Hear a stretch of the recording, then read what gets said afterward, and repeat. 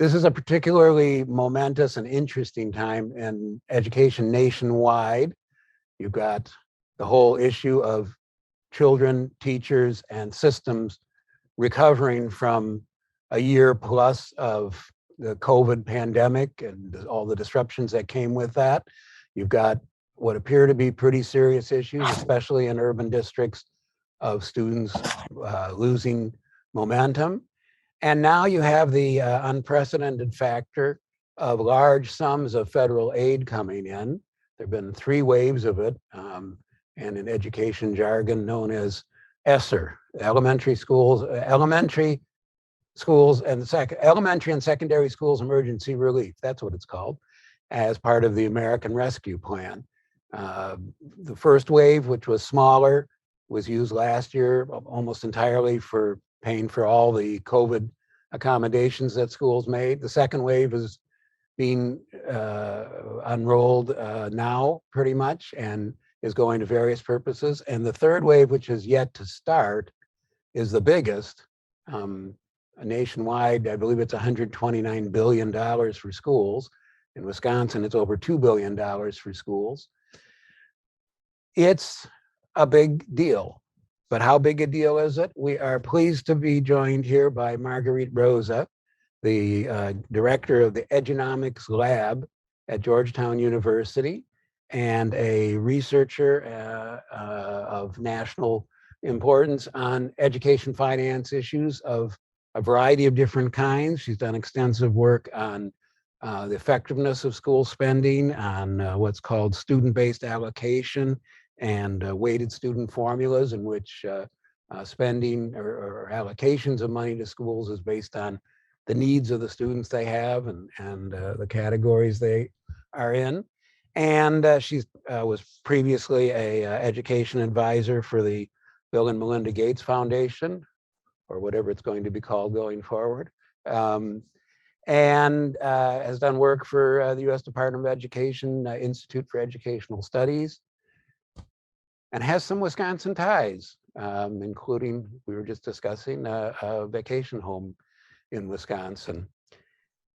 I am eager to get your thoughts on the national picture of how all this money, billions and billions, is playing out, what you see it being used for, what you advise it be used for. Take it from there. Sure. Well, thank you for having me. You're right. This is an unprecedented amount of money, larger one-time federal sums than we've ever seen for K-12 education.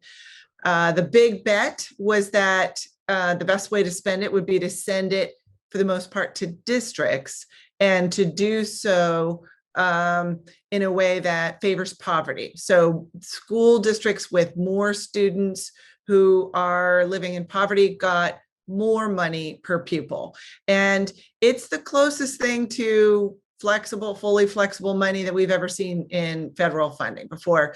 There are not much in the way of requirements for how it should be used or what sort of targets there are for kids, not requirements that anyone try to do anything innovative or clever. There are not other kinds of restrictions on it, even that it be used on salaries or not be used on salaries. It's really flexible. 20% of that money must be spent on learning loss, but even that definition, almost anything qualifies. And that money came out in 3 waves this last year, and it's keeping districts very busy. So districts have a lot of planning to do to take this money in, write their plans for how they want to spend it. They've got to engage their communities. There's a requirement that they engage their communities and ask for their input, and come up with spending plans, all while getting schools to open this fall. So that's the work that is underway right now. But districts are in the hot seat, in the sense that they have the money and they're the ones who get to decide how that money gets spent. So in broad strokes, what have you been seeing as to how schools are using or intending to use this money? Well, we don't know for sure yet because most of them will be submitting plans sometime in August or early September.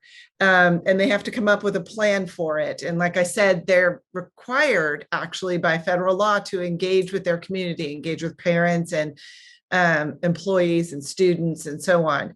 But we've seen early out the gate, a lot of districts have made commitments to some sort of thank you payments for staff for the last year. That's been a common theme. Some efforts toward filling budget gaps if they have them. A lot of plans to hire counselors, nurses, specialists, in part because of a lot of evidence showing that students have social and emotional or mental health learning gaps from this last year. There's some class size reduction efforts, so kids might come back to school with a slightly smaller class. A lot of investment in facilities projects, tech and curriculum. We've seen choices around that. And then a lot for planning time for staff, that kind of thing. Interestingly, there's some things were not on that list in our early glimpse. And those were some things that people thought districts were going to spend the money on. Things like tutoring. We're not seeing as much tutoring, although since we did this capture, there's been more mentions of tutoring. People thought school districts were going to lengthen the school year and add school weeks to the school year. We haven't seen much of that. We hadn't seen many districts pass the money on to schools for schools to choose how to spend it, although that has, Chicago has done that recently. A few others are doing that. We have not seen much in the way of customized options where families choose what works for their kids, a few places, but not many, and really not much yet in the way of any innovations, any new delivery models or new course options. And I think there had been some hope for those investments. So it was noteworthy that they weren't sort of announced on the early lists. I've heard this all described as a once in a lifetime opportunity to do some new and good things. I've also heard on the more cynical side that all this money will be spent and nothing will really change. What do you see of both or in the middle on those two schools of thought? Well, that is up to districts, right? That's absolutely up to districts because they'll receive the money and then make those decisions on it. And probably we'll see some of both. The question is how much of each, right? And we're encouraging districts to really think of this as it's rare to have one-time money. It's also in some ways complicated to get money that's not recurring. If you hire a bunch of staff, the money runs out, you have to lay them off in 2 years. If you give people permanent pay raises, the money runs out and then you can't afford the pay raises you've promised in 2 years. And you may have to lay people off just to afford the salary commitments you've made. So you really do have to think about it as one-time money. And that may be why some districts are spending or choosing to spend it on facilities. And some of those upgrades right now make sense. Maybe this is a good time to do an air quality investment. Some of them might be, well, we don't know what to do to how to spend our money in a way that doesn't require a recurring burden for us. So if we redo the lunchroom now, that's as good as anything else. But I guess for what I would say is there is an expectation by parents to see how this investment in some way makes up for the last year. And there's a lot been made that it's been a hard year for everybody, but it's also been a hard year for students who got a year older and may have missed out on something, and parents have an expectation that they're going to see that money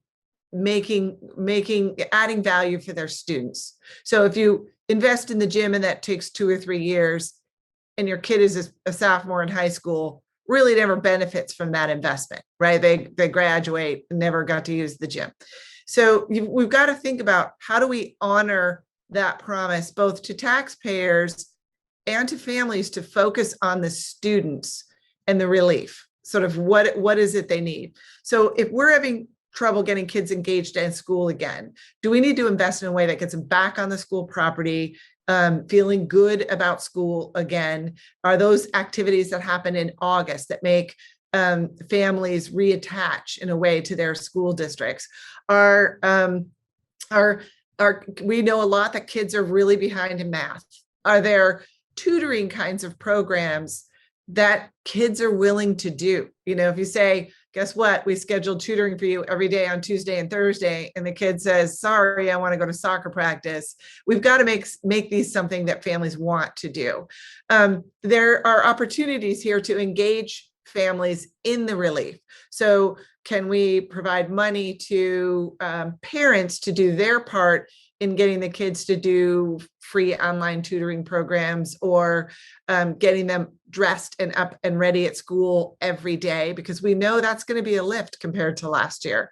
I'm a parent. I'm very aware of how last year played out for many, and how acquainted kids got with taking class while they were sitting in their bed, right? So that's a lift that we're going to have for everybody. And I think helping communities understand what the money does in a way that brings value for them. Do we need to have a lot more extracurricular programs this year because everybody's got to be connected in some way? Then maybe that's what we spend our money on. So there are a lot of opportunities here, but if parents don't see that investment as yielding some value for their kids, I think we could be in trouble. I don't know that it has to redesign the whole program. I don't know that it has to be super innovative, but it does need to be visible. We have a list of principles. That's the first one: honor the promise to taxpayers to focus on students in relief, and really think, is this going to do this in a way that will yield value for kids? That's the purpose of the district.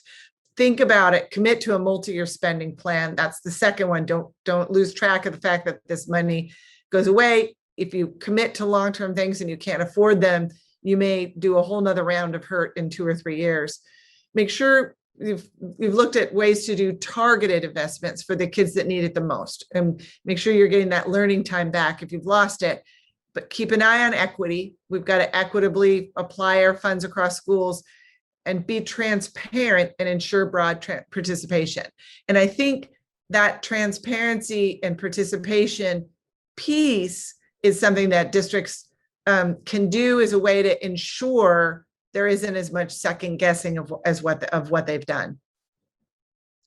How's this playing out politically in states? I know how it's playing out in Wisconsin, where the legislature, controlled by Republicans, just passed a 2-year state budget that gave school districts basically no new money, saying, hey, you've got all this windfall of federal money, and so we don't need to give you money. In fact, the leader of the state assembly referred to it as an obscene amount. Is that happening elsewhere? Yes, I think each state is its own story, because each state's revenue structure may be affected differently. Hawaii is a place that was hit very hard by the pandemic. Of most of its money they make on tourism, and you can imagine that didn't, pan out this last year. Other states like California have just seen revenues continue to flow on in, and so their states may be in a very different revenue picture than some others. And it also, matters on the state legislature and what the appetite is for taxpayers for taxes. There is a protection in the law that says states can't cut education by more than they would cut other areas of the state budget. So there are some backstops in the law that protect schools from deep cutting potentially by legislatures. But there's a limit on those, right? And people might have thought they were going to get more money this coming year, and it doesn't mean the state has to give the district more money. So we're watching those play out, but I would say each state right now is its own sort of complicated story on that. And ours is fairly complicated, I must say. One of the ironies was that the school districts such as Milwaukee Public Schools are getting a large amount of money and are in pretty good shape. Smaller districts with much better off communities are getting very little of the federal money, and now they're not going to get any state money. They're likely to be more squeezed. Um, Again, is this a political dynamic you're seeing elsewhere?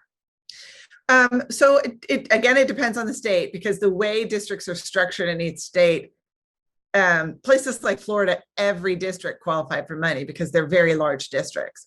But Wisconsin, as you know, has lots of smaller communities that constitute their own district and may or may not qualify for the federal relief funds. So it is an issue. Some states, so first of all, 10% of the money goes to the state, and the state gets to decide how to spend it. That's also quite flexible. Some states have chosen to use some of that money to help out their districts that didn't qualify under the federal rules. Other states, schools may not have ever really been closed much and may not feel like they have to do as much investing to get back on track. So again, the picture is sort of different everywhere. I would say that schools with parents with deeper pockets may have built in more opportunities to manage these transitions, right? Did parents find a way to get their kids childcare when they needed it? Did they step in and do some tutoring of their own without the need of extra supports from their schools? So I think, but I do think parents are engaged. They're bought into the success of their kids, and whether the district's getting a lot of money or very little money, this is a really important time to continue to maintain that strong relationship with your parents so you can get the most out of that combined whole of the district plus the parents toward the kids' well-being. Your own research areas include the use of weighted student formulas, in which, say, districts or students from low-income homes, English language learners, special education students, a few other categories, basically bring more money to their schools than students without those kind of needs. Is that going to be enhanced by the way this money is being distributed? Does it affect your what you're finding on that front?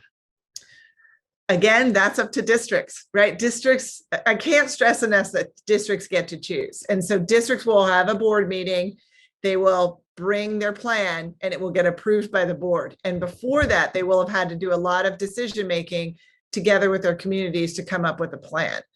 So if you're hearing, we're not allowed to ... you can call bluff on that, because districts have an enormous amount of flexibility with this money. A district can turn over a portion of that money to schools and say, I'll give each school $500 per pupil, plus another $200 for each English language learner that you have, plus an additional amount of money for each low-income student, so that you're making sure that schools with higher need students get a bigger pot of flexible money to spend. And we think that's actually a promising idea, because when issues arise this fall and throughout the winter, families are going to go to their principals, and they're not going to go down to the school board, right? They're going to go to the principal and say, hey, the kids have forgotten how to socialize. We could use some help at recess. Or my kid's having a hard time getting out of bed. Can I make not the first class be the most important class? Or what other strategies do you have? Transportation is not going to work for us right now. We're too nervous to get on a school bus, or things like that. And they're going to have to work through all of these issues. Can the counselor come to my home? Can I know my kid didn't sign up for track team on time, but I really think that would help. They're going to have to deal with all those issues, and that's going to be a lot for each school to address. And having resources handy at the school level can help with that, whether it's used to pay a stipend for staff to work longer, to bring on more hourly staff on a needed basis, to pay for weekend events, or like a carnival, or a back to school fair, or a new reading coach, or something else like that, even to help defray transportation costs for parents. Those are all allowable uses of the funds. You can even pay parents to help their kids with the tutoring if that's what you need. But those things seem to be things that might be handled on a school by school basis in a way that works in a localized manner, and making sure the money is there and able to do that seems like a smart choice right now. You mentioned social and emotional needs of kids, soft skill needs, socialization, some cases mental needs. Are those getting prioritization in places that you're aware of? This is a tricky one for school districts, because districts, they're not doctors, right? If you think your kid has a real problem, you might take them to the doctor. But we're in a moment where kids have a lot of needs, and they're closely related to their participation in school. And I give you an example. I have a daughter who teaches a sailing camp, and you can't go out on a boat with a mask on. If you fall in the water, it could be a hazard. So the kids have to be comfortable enough to go on a little sailboat. And a mom brought the kid one day and said, he's too scared to take his mask off after a year. Can he just sit on the pier and watch the kids for a while until he gets comfortable with it? And they said, fine. And by day 3, the mask was off and the kid was in the sailboat. But these little transition things are part of these social emotional needs. There might be kids, a lot of times right now in school, a kid starts crying, they send them to the counselor, right? But we can embed social and emotional supports throughout the system to help kids build up their own skills to get back on track, whether it's self-discipline, whether it's managing their emotions, and or even sort of behavior modifications, or getting out of bed and going to school on time, right? So all of these things can be handled in different kinds of ways, but schools aren't used to building that into their programs. Some of it might need to come back into the classrooms through curriculum. Maybe it's through counselors. Maybe it's through parent training. Like, we can work with parents. This is what you can do to get your kids back on track, and it maybe there are customized strategies for people, but this is going to be a tricky year for schools. It's not like they can say, oh, I found this provider, I'll spend $1 million, check, the kids' social emotional needs are done. This isn't typical operating procedures for school districts to deal with as much as they have in front of them this year. And you mentioned the short-term aspect of this. In general, the money has to be spent, if I recall correctly, by 2024. That's a pretty big constraint, especially when it comes to class size reduction or hiring additional staff. Is there a way that schools are finding, or school districts are finding, to navigate that and still address some needs like large class sizes? Well, I think if you stretch it out too far, you violated that promise to taxpayers and parents to focus on relief, right? The pandemic was now. If you say, you know what, we'll get to it, we have a long-term plan. In 2026, we'll help your kid out. Well, my kid will be grown up and gone by then, right? Or we will have missed so much math because we were behind on math. So I do think there's twin pressures to both pace yourself and invest now. Those are competing pressures. So we've looked at school districts and suggested, well, you could set up a plan to say, spend 40% of the money this year, 30% next year, 20% and 10%. So you're both investing more early, but also pacing yourself, knowing that you have a couple of years here. Class size reduction isn't a great one then, because you're going to hire teachers and have to undo how you've assigned teachers and staff and classes in a year or two from now. Also, the money doesn't go that far if you do class size reduction. It's expensive reform, so you can have 2 fewer kids in your class. Also, not a great deal if the district's having trouble hiring people, or at least good people, right? So we would say, well, reach out to the staff you have right now, find out what capacity they have to do potentially help with tutoring, to add time or reading boot camps for kids in the weeks leading up to school, to offer parents to pick up some of that capacity, like I said, to do tutoring or other kinds of things. We've seen school districts pay high schoolers to take a summer class that they needed to get back on track, because most teenagers aren't super excited about loading up their summer with more classes, but money speaks loudly to them. So we've seen a lot of those kinds of creative and clever things, not across the board, but they pop up in a way that remind us these are still options. You don't need to name names, but have you become aware of districts or schools that are making big mistakes here? And if so, what kind of mistakes are they making? Tons. So I was afraid of that.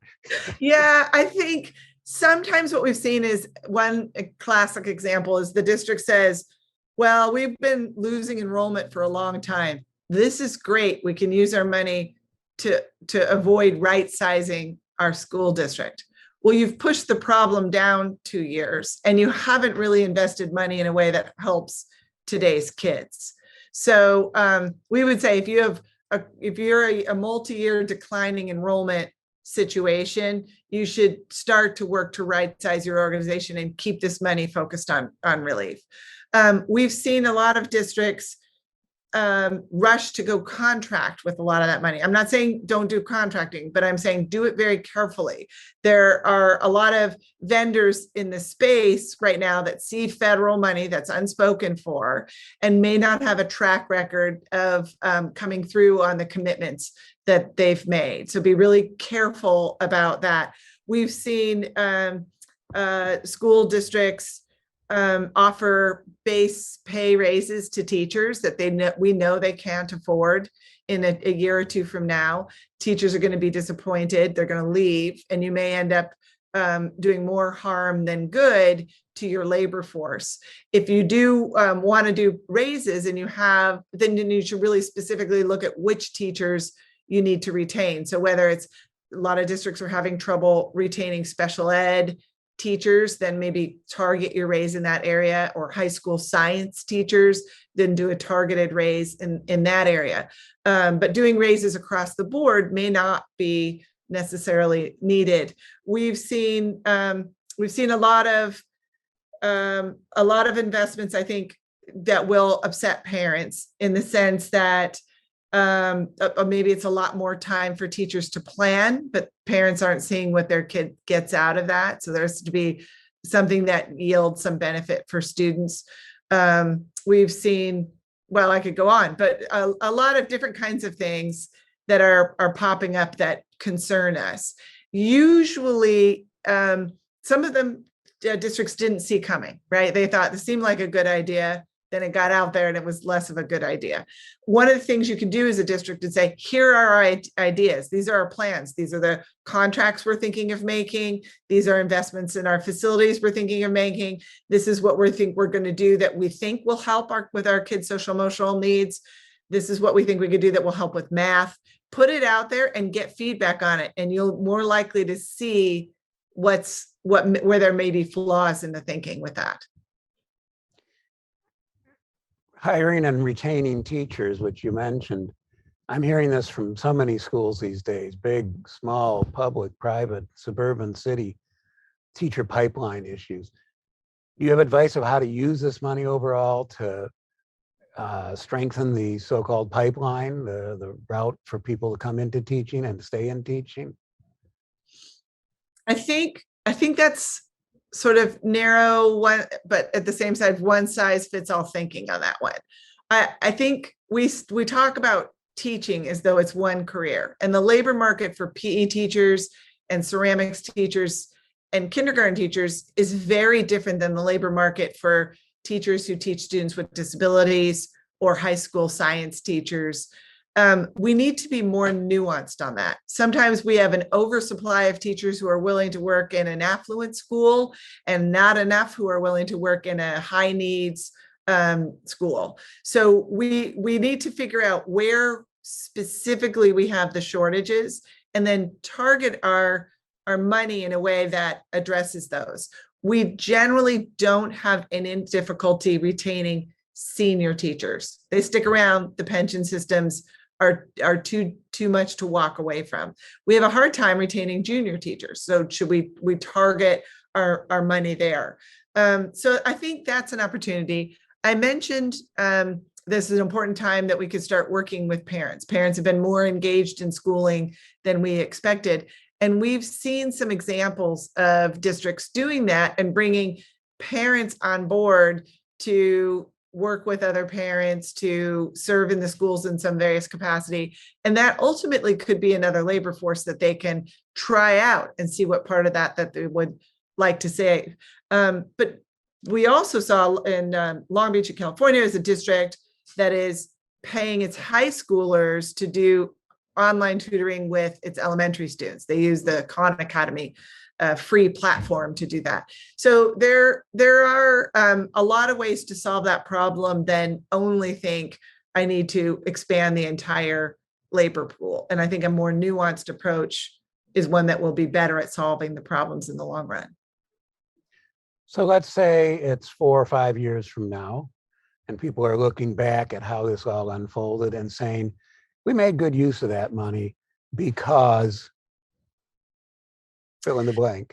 Well, at a minimum, our community was happy with what we did. That's really our only accountability mechanism right now. So it sounds a little silly, but if your community, it's taxpayer money, and the community is your accountability force on that one. If the community is required to give input, and the district is supposed to make up a plan that comes in response to that community. So I would say that.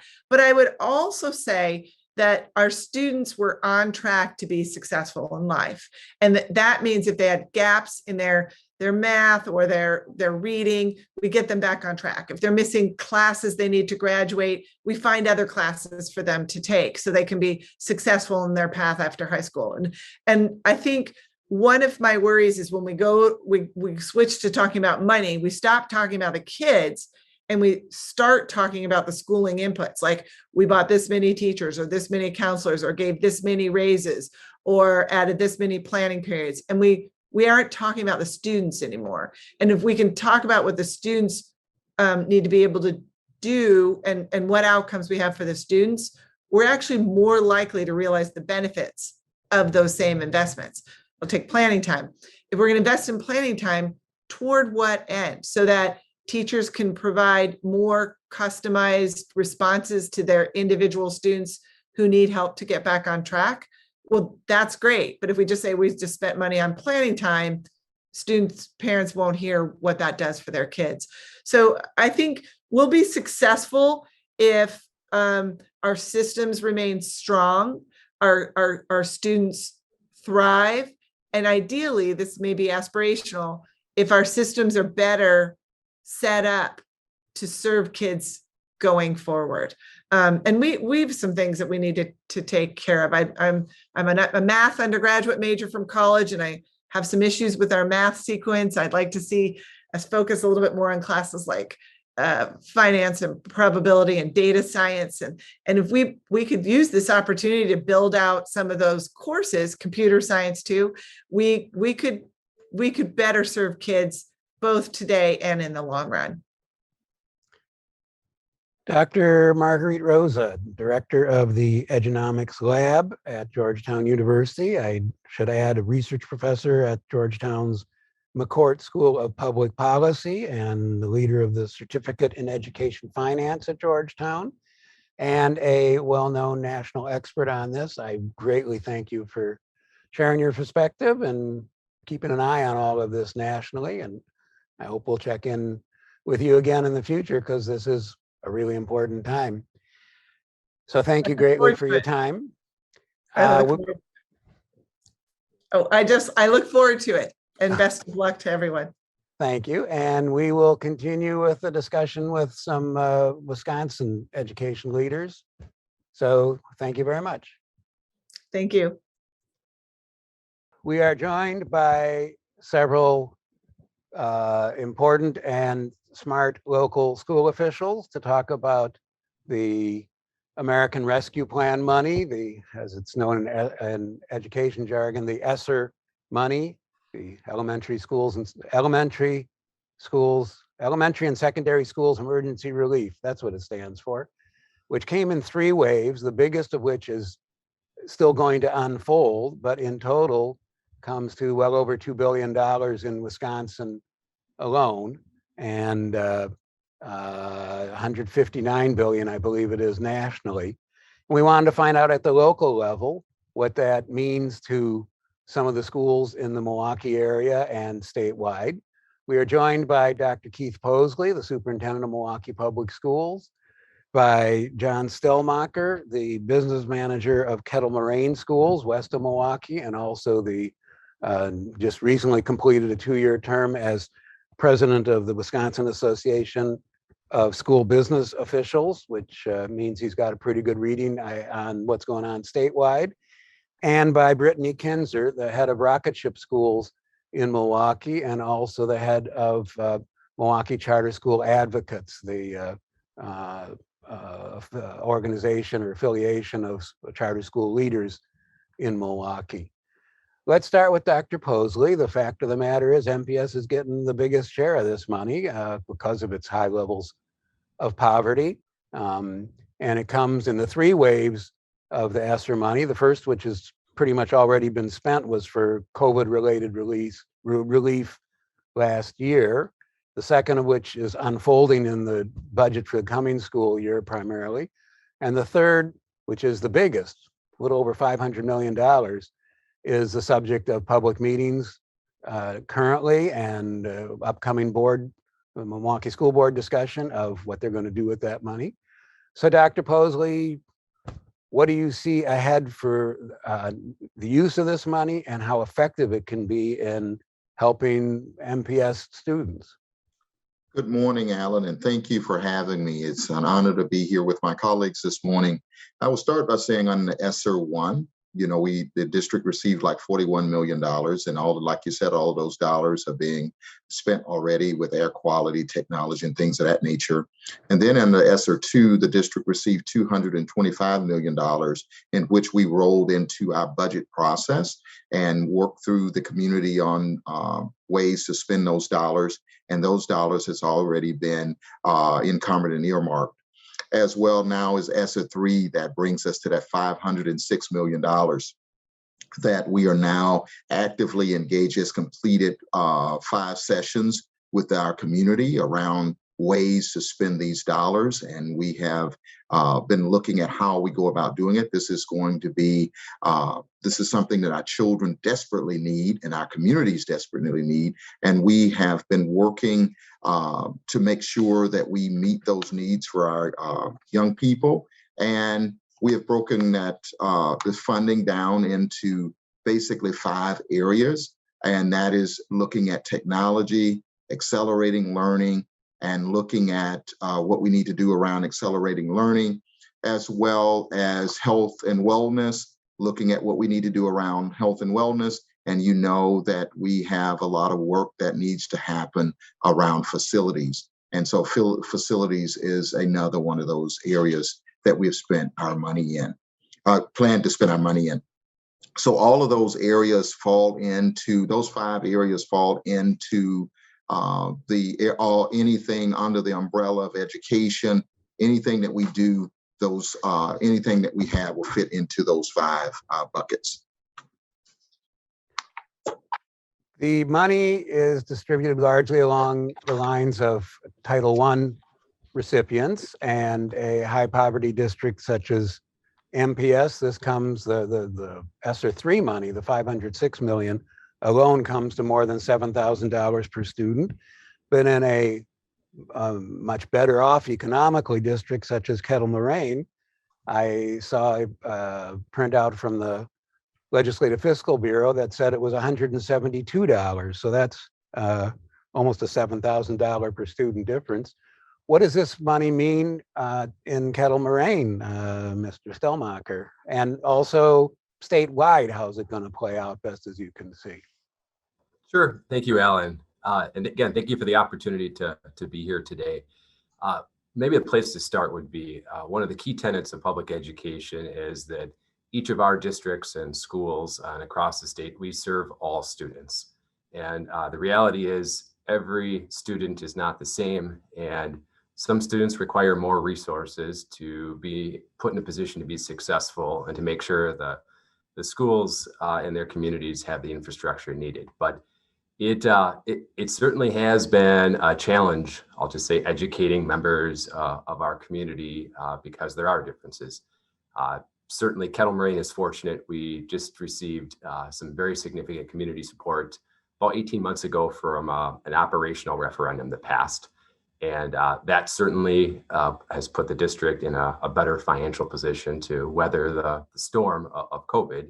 But certainly the federal resources that have come to us have been more modest.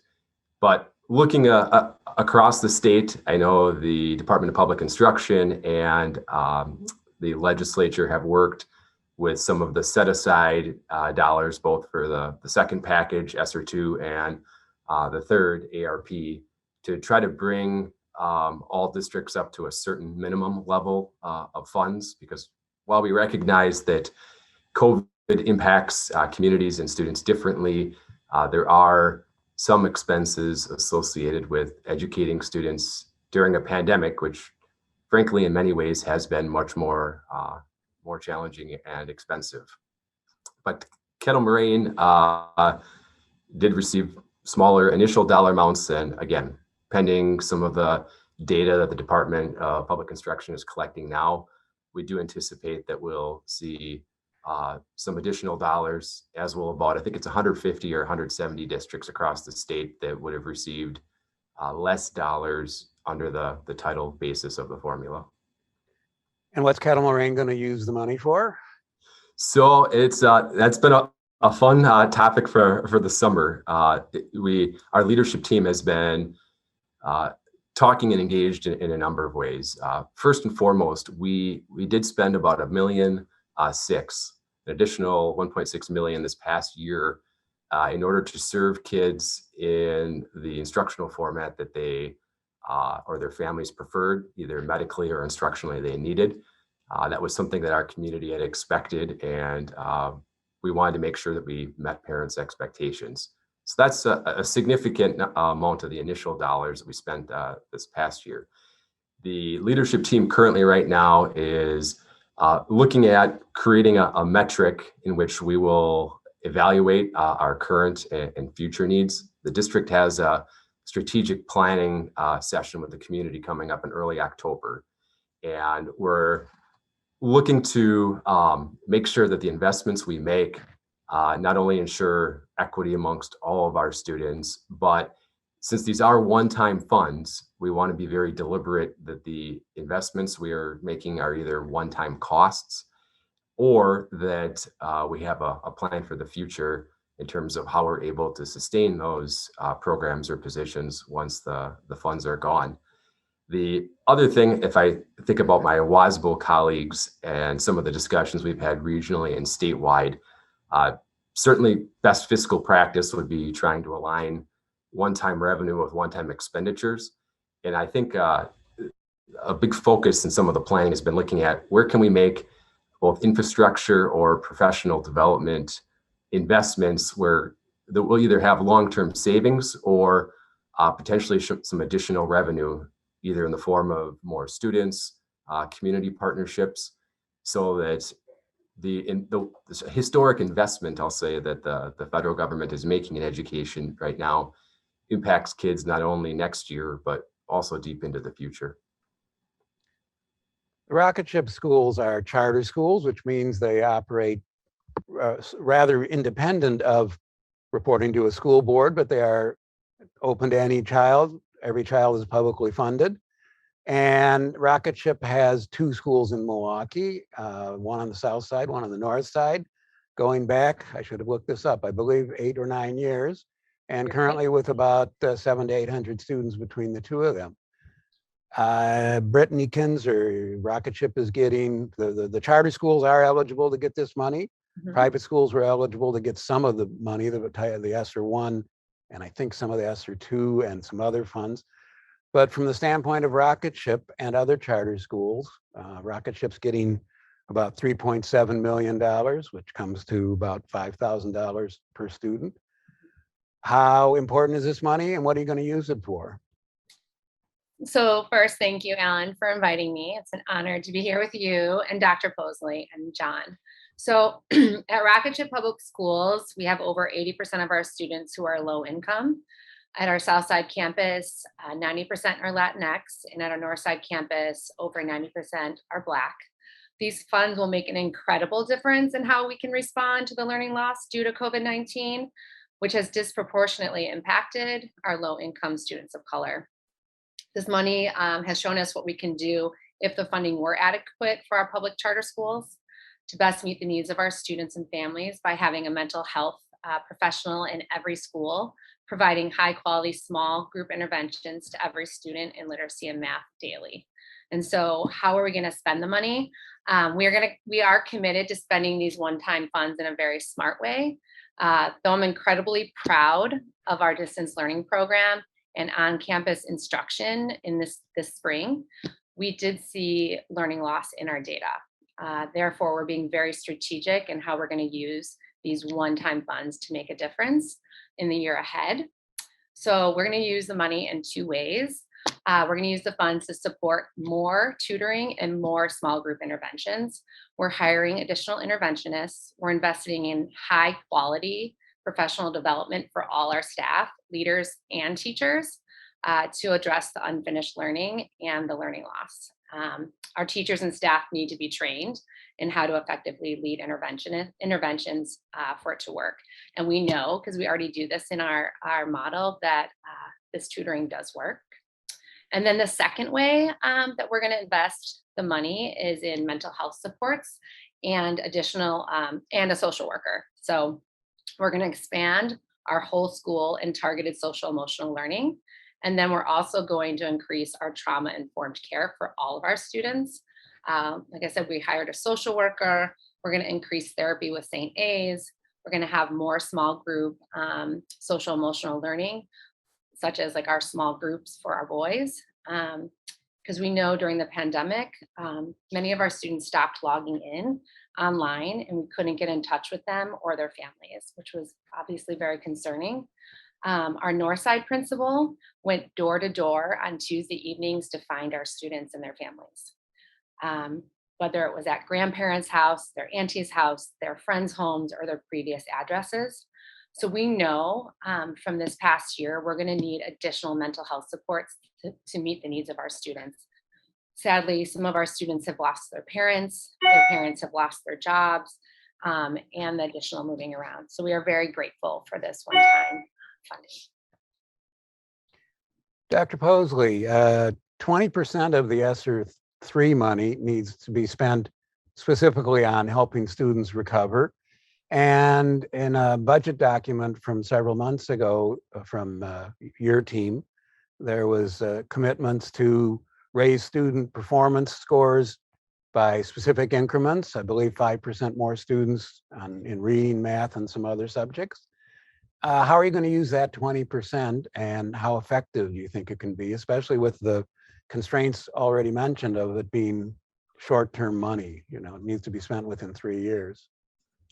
And I shared with you earlier the 5 areas that we're focusing on, and accelerated learning is the one that I'm going to spend some time talking about, but also the health and wellness. We will find ways there as well, facilities, technology, as well as the extracurricular engagement, you know, the whole thing around tutoring and forensic debate and those kinds of things. But under accelerated learning is where we're going to that 20%.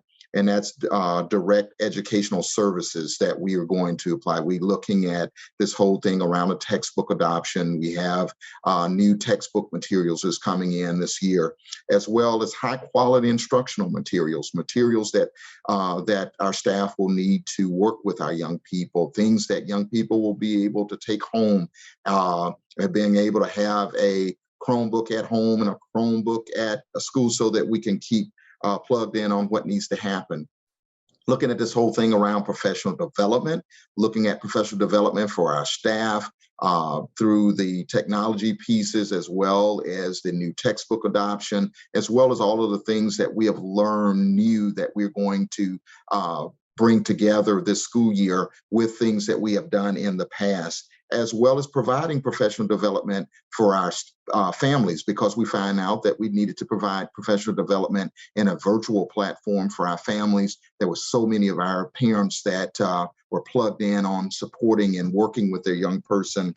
And then also looking at how do we strengthen parent and family engagement. How do we continue that through line of learning to work together with families, and also providing those safety net type of experiences where we are working with families around field trips, things that they can do with their young people at home, how we keep that learning process going forward, as well as the wraparound services.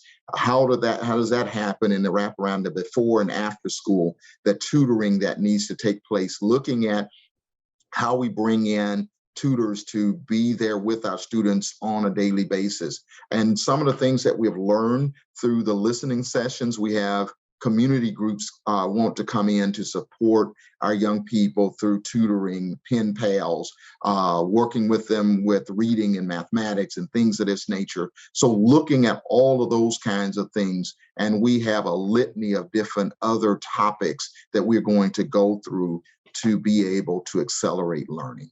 And the last thing I would say is the robust summer school experience, that where we have increased our summer school day, increased the offerings to go after more students. We have 25% more students coming to summer school this past summer than ever before. But to continue what we have learned from that experience, as well as how do we take that into our in-person learning once we're back into the classroom. Do you have a sense, Dr. Posley, of where students overall are standing? It's now 16, 17, almost 17 months into the pandemic. We're in the 17th month of the pandemic. How have kids in the city been impacted? Brittany was talking about at her schools, and more citywide. What's your sense of that?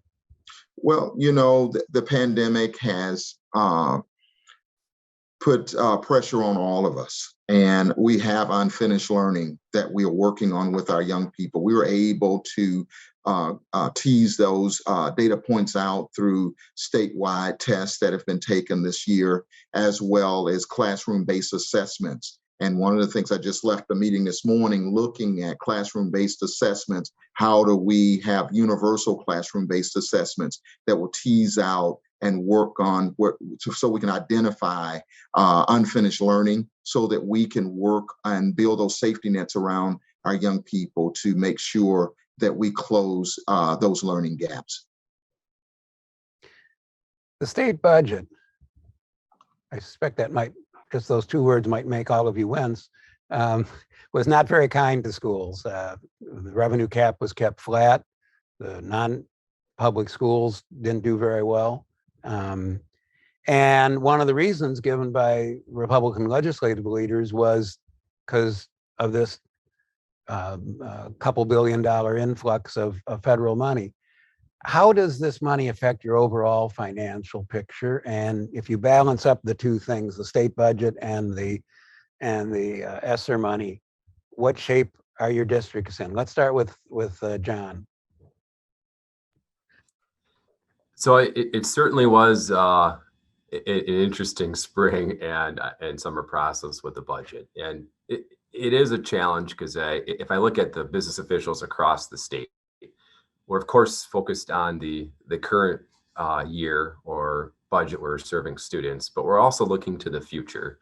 Because as I've learned in my 15 years as an administrator, one of the most challenging or frustrating scenarios is when you have highly successful programs that don't have sustainable funding, and you either are forced into a situation where you need to go to referendum or to make reductions of programs that adversely impact kids. But I think short term, and there was a editorial I was reading this morning, I imagine the number of districts are probably okay in the limited term, but to put things into perspective for Kettle Moraine, a zero revenue limit increase because we are a declining enrollment district would have a modest, about a $13,000 impact on our district this upcoming year. The second year of the biennium, the 22-23 school year, that represents about $816,000 that we wouldn't have in a normal year. Long term, which I think is the important factor here, there's a structural deficit or hole in our budget of about $1.3 million that would have been built into our budget the next 2 years that then become the new base for the future. And certainly the federal revenues have provided an opportunity for schools to plug some of those short-term holes. But we have concerns about long-term systemic changes we might make to our operations, our staffing, because there isn't long-term funding associated with that. And that's certainly been a challenge. The secondary piece, and I'm sure Dr. Posley and Brittany would both agree on this, it's a very challenging competitive market for educators. I'm sure all of us are very fortunate to have some very talented people, but the Consumer Price Index projection for next year under Act 10, our bargaining law, is trending above 4%. So while some expenses we have some control over within school districts, we generally have to keep pace with inflation or do a little bit better to keep quality staff. Certainly health insurance and expenses continue to go up.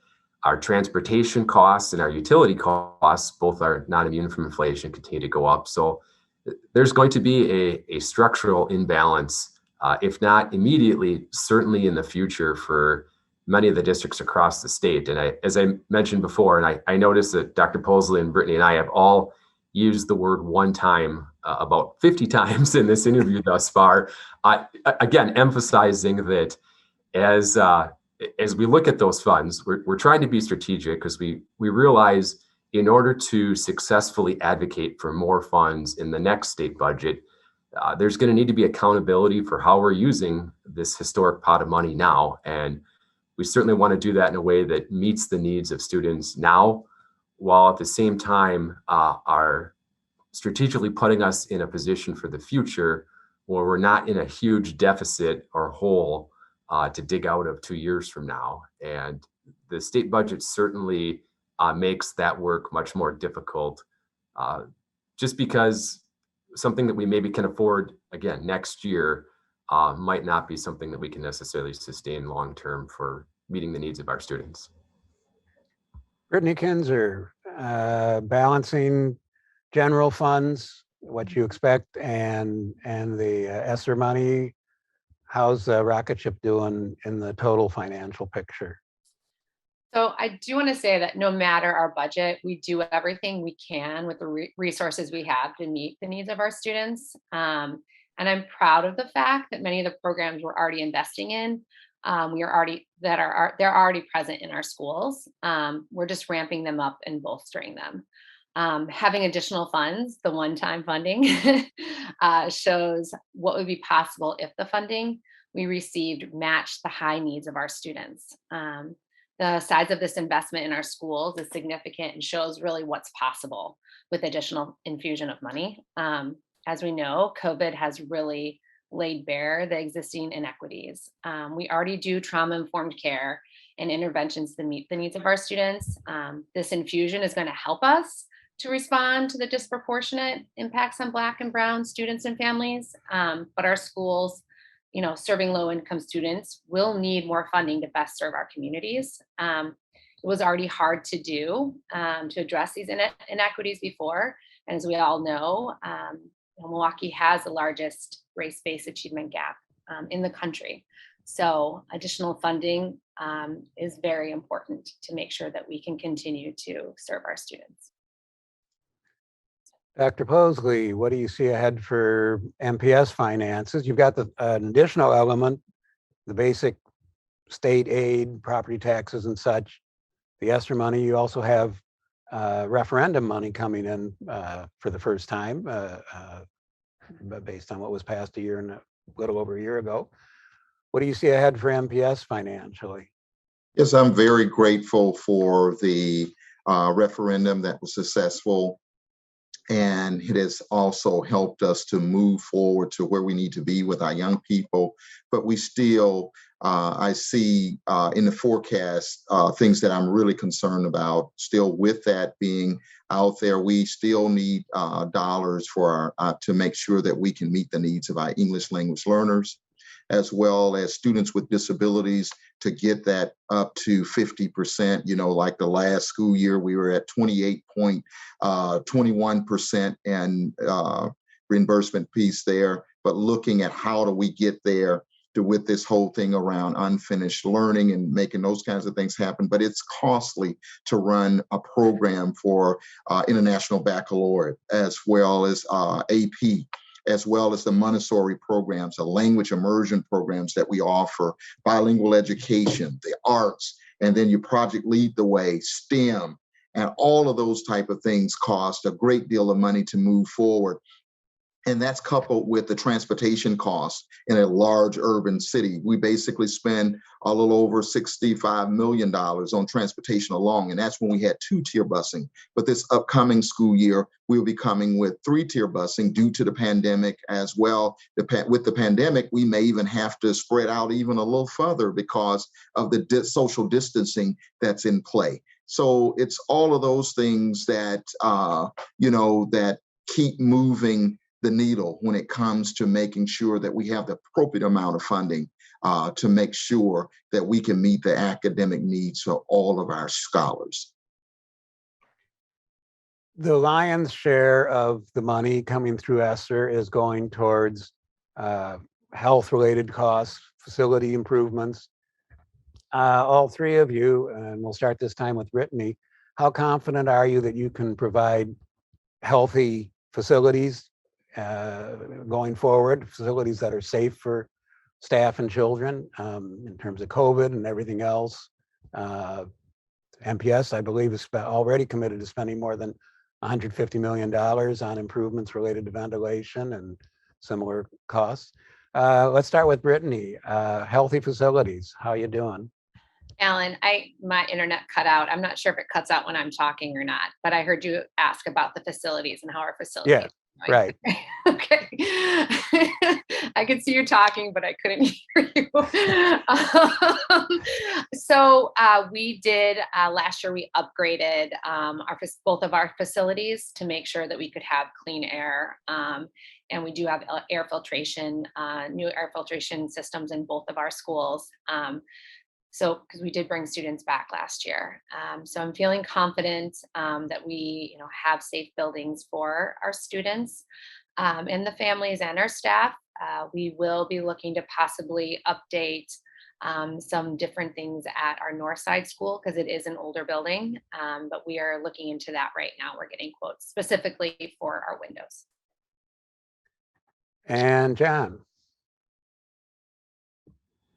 So this has definitely been, an interesting 18 months, I'll say, planning or trying to implement strategies to safely educate students. But if I think back to last summer, and again, Kettle Moraine made the decision early that we were going to offer students both a face-to-face or a distance learning option.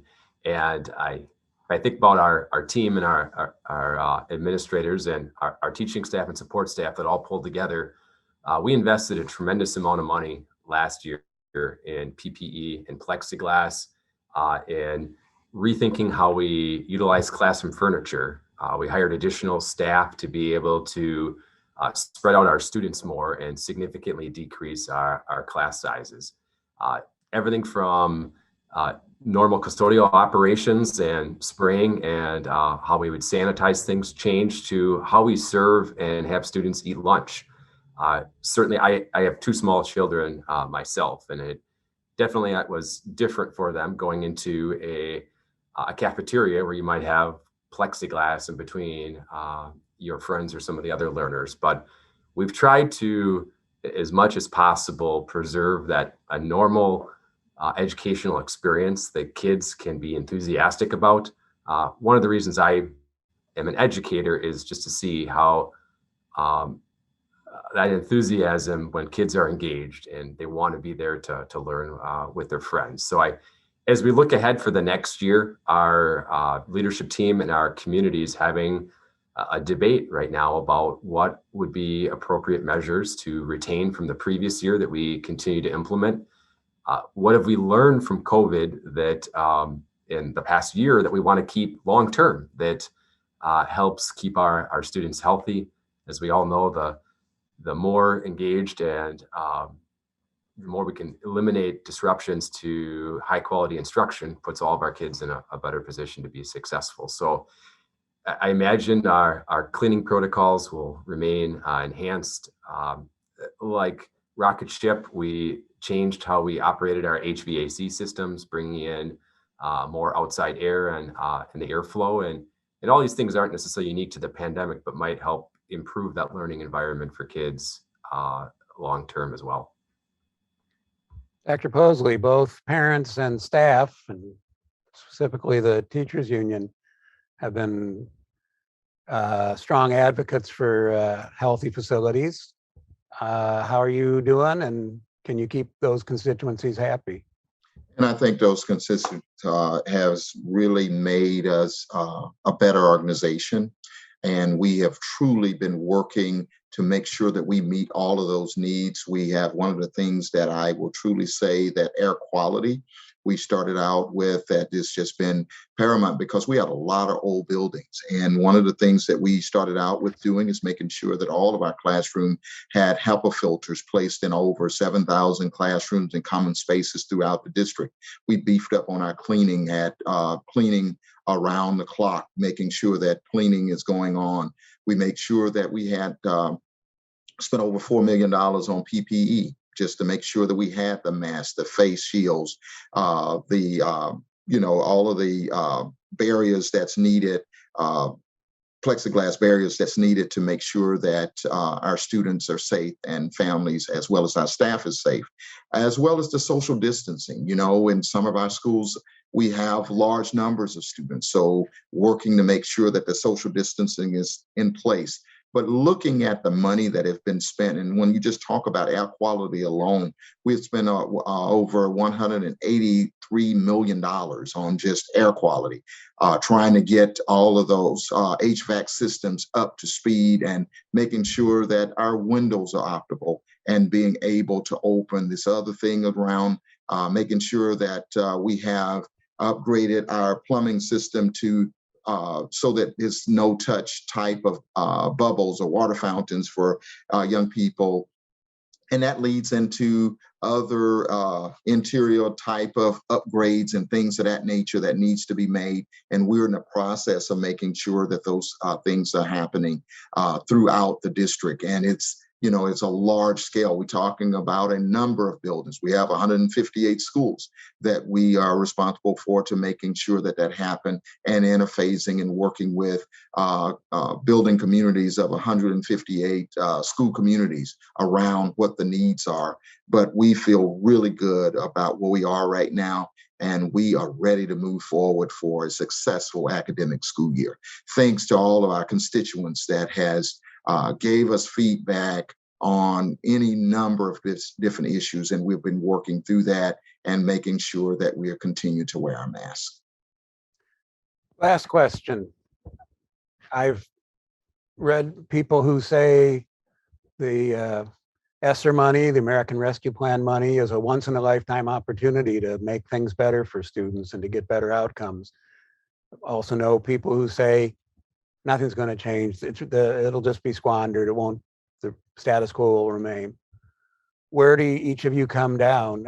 Is this a once-in-a-lifetime opportunity? And how much will actually change? We'll start with Dr. Posley. This isn't an opportunity to make a difference in the lives of children. Our children deserve these funds and even more to make sure that they are able to truly get the quality education that they deserve and live that American dream. Our goal in the Milwaukee Public Schools is to make sure that we accelerate learning, to make sure that we do everything that we can to build safety nets around students. And we're going to take this money to do just that. Also, to make sure we meet all of our students and staff health and wellness needs. And we are engaged in this whole thing around social and emotional learning and making sure that those things happen on a daily basis for our students, because they're coming out of the midst of this pandemic. And we want to make sure that that we give them the nurturing and support that's needed. But also looking at those facilities, world-class facilities that are needed, that our children deserve.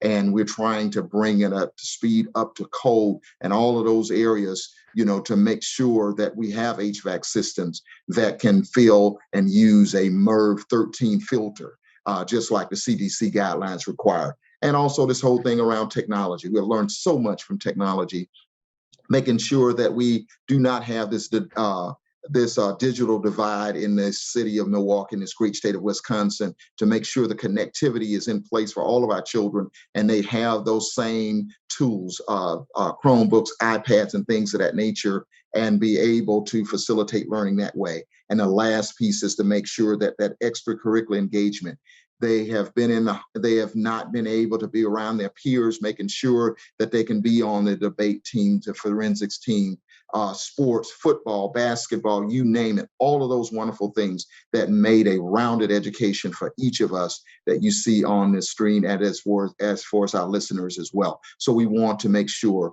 that through these dollars that we give these dollars to our young people in our school communities to make sure we close that unfinished learning gap. John Stellmacher. I guess I just want to say that I think about this experience the past 18 months, and probably my biggest takeaway is I've never seen the high level of collaboration that I've had with my colleagues, that our teachers have had with each other, the community and administration in my 15-year career. And I think that hopefully sets a new era of how we're going to operate and use each other as resources moving forward. If I think about this past year, whether you were in a school district that was largely face-to-face, if you were fully distance learning, or in some sort of hybrid format, it truly took the whole community to educate kids in this past year. And I just feel like from a transformational perspective, long-term, I think most of our citizens, and certainly our parents, understand how vitally important quality schools are in their communities to make our economy work and to make our communities strong. And there were relationships that, again, we all had days, I'm sure, in the past year and a half where it was really challenging and frustrating to be an educator. But the relationships, and again, that collaboration, I think really has reinvigorated me and a number of my colleagues, and couldn't be more proud of the teachers in our district and certainly in the region that really bent over backwards to put kids first, sometimes at a risk of their own personal health or exhaustion themselves. And again, the infrastructure certainly isn't going to, or the historic dollars, not going to have as big of an impact on a place like Kettle Moraine as maybe some other districts. But I think the importance is, as educators, we want every kid to be successful. And a big piece of that, because kids and families move around so much, is regardless of which zip code you live in, what community you grow up in, we want you to have access to a quality school so you have an opportunity throughout your career to be in a position where you're ultimately going to be successful. And I think some great things happened this year despite the challenges. And I'm looking forward to maintaining some of that energy and momentum to carry into a successful 21-22 school year, and hopefully for many years to come. Brittany Kinzer.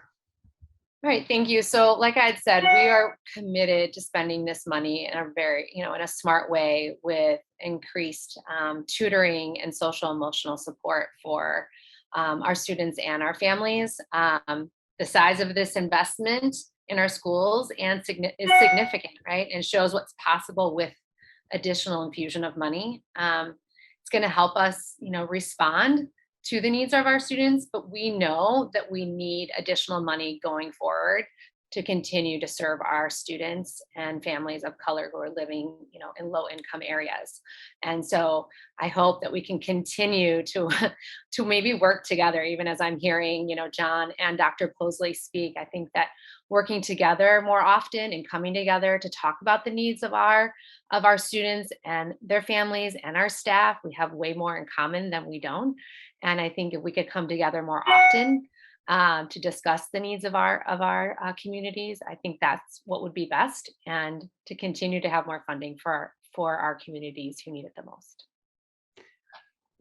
This is certainly a time with a lot of challenges and a lot of uncertainty still, but it's also a time with urgency for moving forward and opportunities to move forward.